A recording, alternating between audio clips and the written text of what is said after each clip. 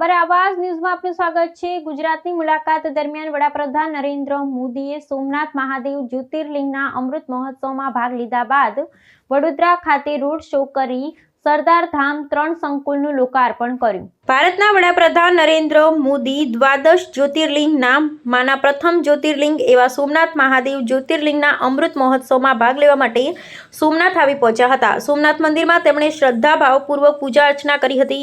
આ પહેલા તેમણે રોડ શો કર્યો હતો। સોમનાથ ખાતે 11 મુખ્ય તીર્થ સ્થળોના જળથી વિશેષ કુંભાભિષેક કરવામાં આવ્યો હતો। સોમનાથ ખાતેથી વડાપ્રધાન નરેન્દ્ર મોદી વડોદરા ખાતે આવી પહોંચ્યા હતા, જ્યાં પણ તેમણે રોડ શો કર્યો હતો। વડોદરા ખાતે વડાપ્રધાને ₹150 કરોડના ખર્ચે નિર્મિત સરદાર ધામ 3 સંકુલનું લોકાર્પણ કર્યું હતું। વડોદરા ખાતે વડાપ્રધાન સાથે મુખ્યમંત્રી ભૂપેન્દ્ર પટેલ, નાયબ મુખ્યમંત્રી હર્ષ સંઘવી અને પ્રદેશ અધ્યક્ષ જગદીશ વિશ્વકર્મા તેમજ અર્જુન મોઢવાડિયા અને જીતુભાઈ વાઘાણી પણ સામેલ થયા હતા। વડાપ્રધાન નરેન્દ્ર મોદીએ અહીંથી ભારતના પ્રજાજનો જો 1 વર્ષ સુધી સોનું નહીં ખરીદવા, વિદેશ પ્રવાસ નહીં કરવા, પેટ્રોલ અને ડીઝલનો ઉપયોગ ઓછો કરી મેટ્રો અને પરિવહનનો ઉપયોગ કરવા પર ભાર મૂક્યો હતો।